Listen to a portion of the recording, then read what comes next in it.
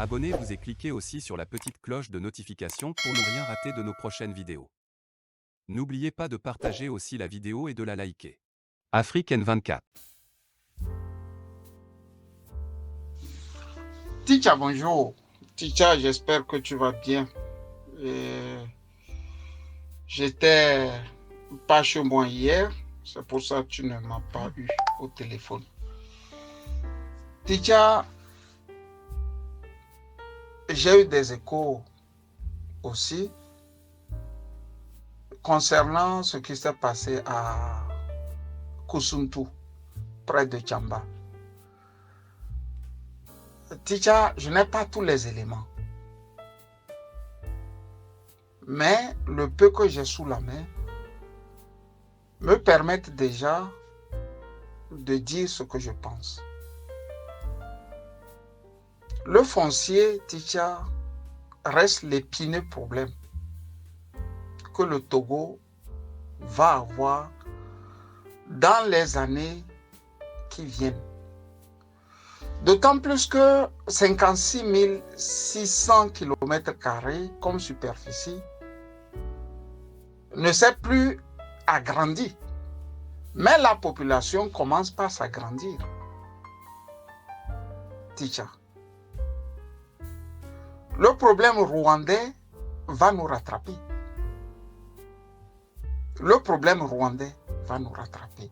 Si les élites ne se lèvent pas, si les politiques ne se lèvent pas, si nos chefs traditionnels ne se lèvent pas, si le clergé, les imams ne se lèvent pas. Le Togo des années 90, c'était 3 millions, 4 millions d'habitants. Donc ce problème n'était pas crucial. Nous sommes en 2022 et de 3 à 4 millions, nous sommes maintenant à près de 8 millions. Et pour un pays où le taux de natalité est aussi croissant, comme le Togo, il faut une politique vraiment du foncier.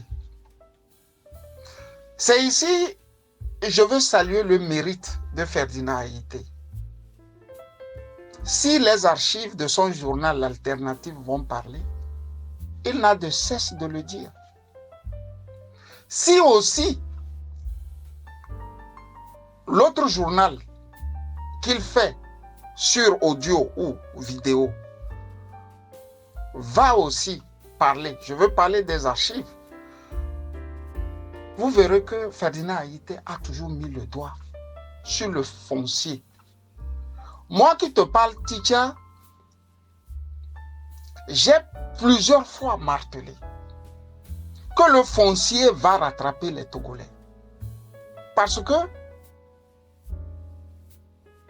je travaille sur le Rwanda depuis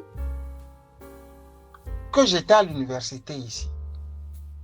La preuve est que le professeur Fikes Ticha m'avait toujours pris quand il y avait à faire des séminaires sur le Rwanda. Beaucoup, 3 ou 4 fois, il m'a amené de partout en Allemagne. Et j'ai appris à connaître ce pays. J'ai appris à toucher du doigt pourquoi il y a eu génocide au Rwanda.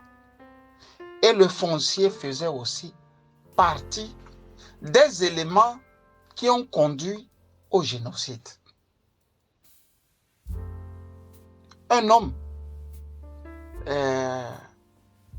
civique comme Camus Sali ne peut pas se taire. Quand je connais, je dis. Quand je sais de quelque chose, je dis. Je ne le garde pas pour moi. Et j'ai dit aux Togolais, ici c'est le journaliste qui parle, ce n'est pas l'homme ordinaire qui parle. J'ai dit aux Togolais, parce que j'ai aussi des sources, qu'il y a une politique menée par le sommet au Togo qui dit qu'il faut avoir 100 hectares dans chaque région du Togo, dans chaque ville, parfois même du Togo, pour installer nos frères Kabylie. Je ne trouve pas cette politique juste.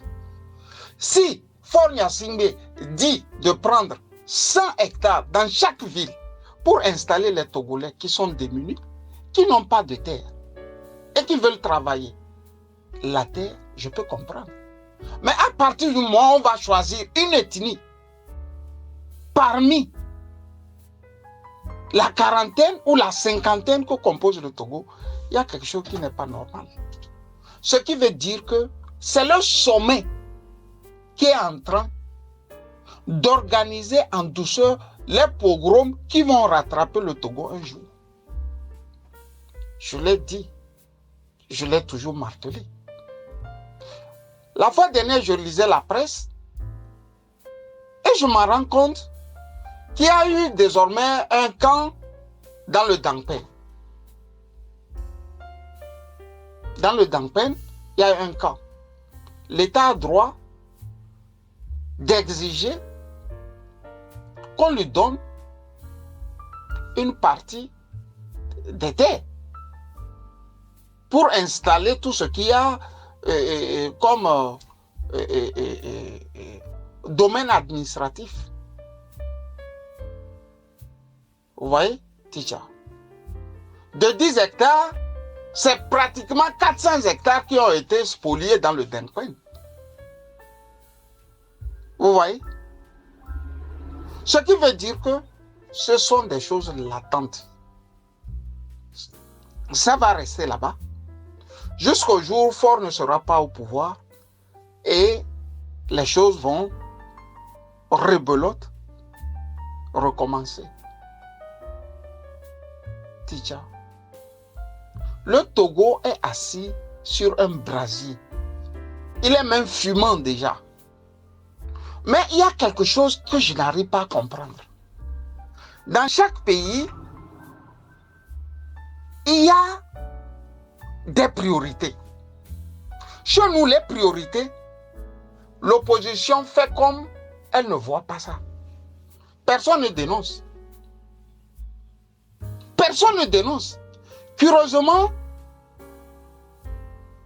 c'est le professeur Wonou, dans son programme de société, qui disait qu'il va installer un téléphone vert, ou un numéro vert, pardon, pour les cas de tribalisme. C'est-à-dire là où tous les Togolais peuvent appeler et se plaindre pour les cas de tribalisme. En moins de 2 ans, c'est pratiquement la région dans laquelle il vient et qui connaît les pogroms, plus ou moins. Le problème foncier, où on voit au 21e siècle, les gens avec les machettes pour le problème de terre, entre les gens de Koussountou et les Kabylie. En 93, c'était entre les Kabylie et les Tèmes. En 92 ou 90, je crois, si ma mémoire est bonne, c'était entre les Kabylie et les gens dans le Pélé. Vous voyez que c'est une seule ethnie qui revient tout le temps. Ce qui veut dire que quelque chose ne va pas. Ce n'est pas seulement les Kabylie qui ont le problème de terre. Quand vous allez dans la Kéran aussi, les gens ont le problème de terre. C'est les steppes. Le sol n'est pas aussi riche que ça. Mais pourquoi on ne parle pas des gens de la Kéran? Quand vous allez à Niamtougou, à Siou surtout, les terres de Siou, vraiment vous allez remarquer tout de suite que les terres là ne sont pas riches. Vous le remarquez à vue d'œil. Mais vous n'entendrez jamais que les Naouda ont spolié les gens. Vous n'entendrez jamais qu'il y a un problème entre Naouda et Bassar, entre Naouda et Evé, entre Naouda et Tchokosi. Naouda et Moba, entre Naouda et je ne sais pas, pour des questions de terre. J'ai listé des trucs factuels. Il y a eu Bodje. C'était le problème de terre. Entre Kabié et les évêques de Palimi. Il y a eu le problème entre les Kotokoli et les Kabiés. Et il y a encore maintenant le problème entre les Kabiés et les gens de Kosunto. Ce qui veut dire qu'il y a quelque chose qui n'est pas bien. Il faut s'asseoir posément et puis traiter ça définitivement. Pour que le petit pays là ne sombre pas. Parce qu'il y aura d'ici 2, 3, 4 ans surpopulation. Les gens auront besoin de terre. Les autochtones spoliés vont exiger leur terre. Ceux-là aussi qui vivent là-bas depuis 50, 40 ans vont dire que c'est nos terres. On fait quoi maintenant? Mais la terre appartient toujours à quelqu'un. Non? La terre, ça appartient à quelqu'un.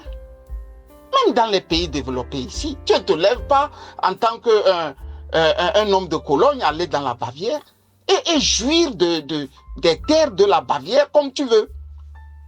Tu ne peux pas te lever, toi, un Corse, aller en Bretagne et puis faire des terres des Bretons ce que tu veux. Il y a des règles quand même à respecter. À moins qu'au Togo, on me dise le contraire. Que nous avions des choses très très spéciales qui permettent à tout le monde de faire tout ce qu'il veut. Mais je mets le doigt sur une ethnie qui a toujours les problèmes avec tout le monde.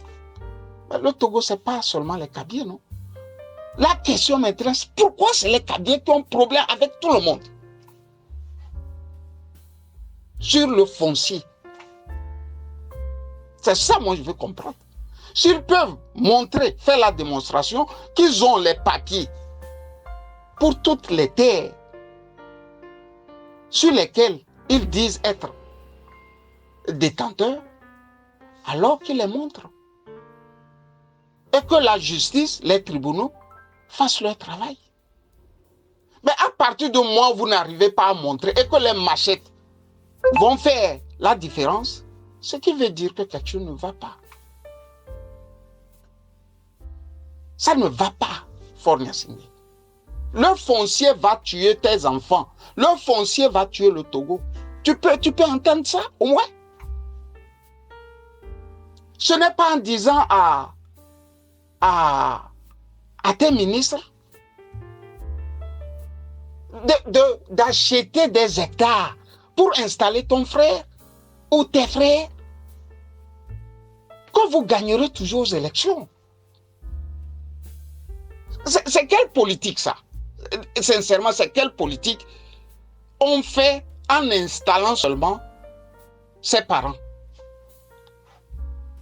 C'est-à-dire, moi je vis en Allemagne. Konrad Adenauer était de la ville de Bonn, l'ex-capitale de l'Allemagne. Parce qu'ils sortent de la guerre, bon, il y a des problèmes de terre. Ils trouvent le malin plaisir de ne faire qu'avantager les gens de Bonn.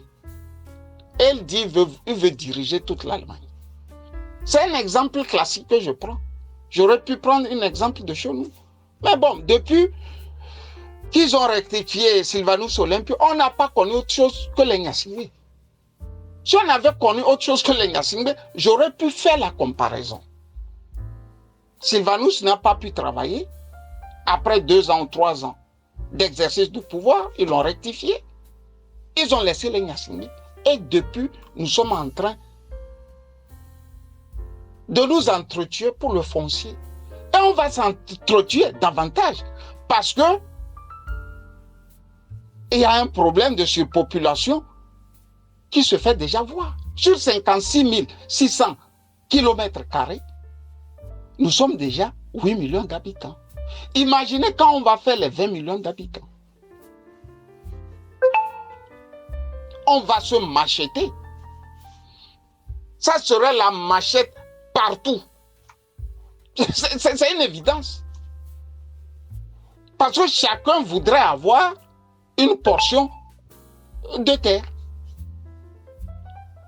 Dans chaque ville, on voudrait avoir une portion de terre pour les enfants de la ville. On fait comment? Mais il faut définir une politique du foncier au Togo qui satisfasse tout le monde. Sinon, on va s'entretuer. Je crois savoir, c'est ça. Bona Keteouli avait déjà compris en son temps, en tirant, sonnant la leste, en créant sur le tas différences positives. Un ancien ministre me dira que Bona, à la fin, a été empoisonné. Keteouli n'est pas mort de sa propre mort, on l'a empoisonné. Vous voyez dans quoi nous sommes au Togo. Mais on ne veut pas que nous parlons. Mais si on ne parle pas, ce n'est pas aussi bien. Moi, je ne suis pas kabien pour me taire quand je vois quelque chose qui n'est pas bien.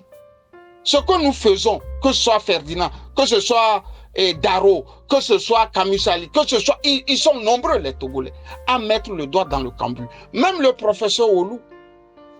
C'est parce qu'il sait qu'il y a ce problème qu'il a dit dans son programme de société qu'il va mettre sur pied un numéro vert pour dénoncer ces abus. Vous voyez que l'ethnie en question, qui a problème ou maille avec beaucoup d'ethnies, à ses fils, ses enfants, son élite, qui ne veut rien dire, alors qu'il ne dit rien consent. Qui ne dit rien consent.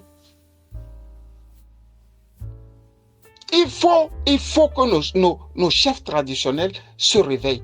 Il faut que les prêtres, bref, tout le monde qui peut être appelé Togolais et dont la voix porte, disent quelque chose.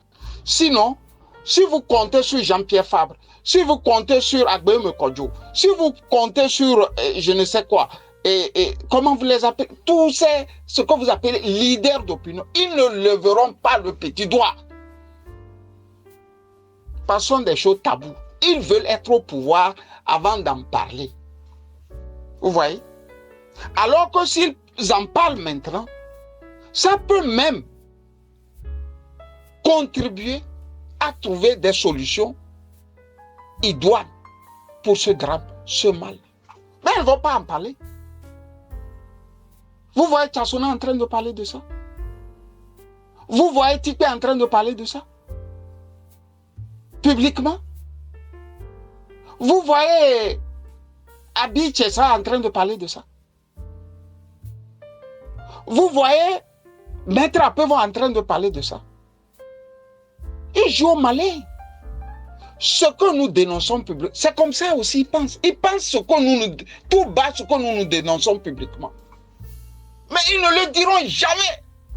Parce qu'ils ont besoin des voix un peu partout. C'est ça qu'ils appellent politique. Mais quand tu vois la politique, l'élégance de la politique c'est un art, c'est une passion. La politique, c'est pas se faire de l'argent dans les trucs, dans les poches. Mais regardez la petite villa d'Isaac Shamir à Tel Aviv. C'est 2-3 chambres là-bas. Il n'a rien laissé.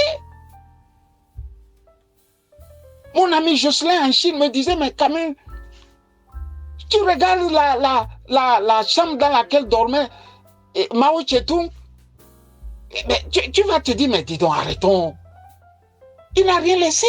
Tout ce qu'il a laissé, c'est cette Chine flamboyante que nous admirons. Regardez Helmut Kohl, dans sa petite villa là-bas. Vous voyez? Mais la passion de la politique, l'art de la politique, les gens ne l'aiment plus.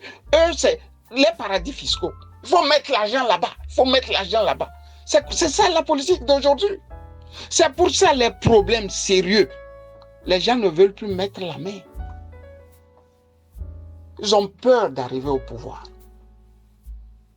Parce que s'ils disent vrai, ils ont l'impression qu'on va les condamner déjà. Mais il faut dire et trouver des solutions. Maintenant, la sortie de Daro, c'est la pire des choses qu'un Togolais puisse faire aux autres Togolais.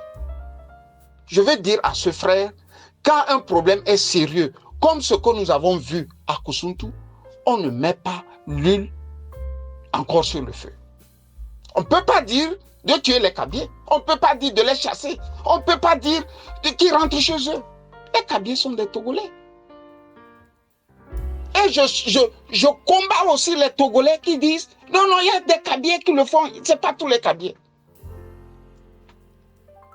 Cette manière d'équilibrer, de ne plus mettre la différence entre le chou et la chèvre, je ne suis pas d'accord.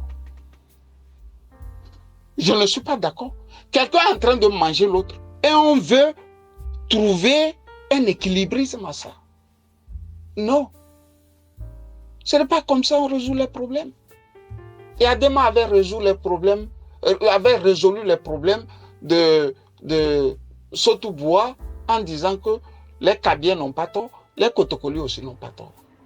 Vous voyez qu'après plus de 30 ans, nous sommes encore dans ça. Vous voyez que le feu couvre là-bas. C'est comme ça qu'il avait résolu le problème. Vous n'avez pas tort, et vous aussi, vous n'avez pas tort. Vous voyez? Ce qui veut dire qu'il a laissé les choses latentes. Ça reviendra et au bon moment. C'est pas bien, M. Daro. Ce n'est pas bien. Ça, c'est pas bien. On peut résoudre le problème là en disant les vérités, comme tu as commencé par dire les vérités. Mais tu as fini par attiser une haine qui peut nous amener vraiment dans des choses que tu ne peux plus maîtriser. Au Rwanda, c'était un petit feu. En moins de 3 jours, c'est 800 000 qui ont été trucidés. Monsieur Daro, les gens n'attendent que ça. Les gens au Togo n'attendent que ça. Donc ne donne pas l'occasion pour que les gens rentrent prendre les machettes. Donne l'occasion pour que ceux-là qui spolient les terres des gens prennent conscience. Dénonce-la, comme tu dénonces toujours. Mais n'appelle pas à d'autres de se lever. Il ne faut pas le faire. C'est quand on n'a pas connu le génocide, la guerre, qu'on pense que la guerre c'est quelque chose de rien. Quand on a vu la guerre, on l'a traversée, on n'est plus prudent. On n'est plus prudent. Bonne journée et que Allah nous éclaire et nous donne la force nécessaire pour affronter ce problème qui est si sérieux et dont personne ne veut parler. Camille Chali. Likez la vidéo si ce n'est pas déjà fait. Laissez aussi votre point de vue en commentaire.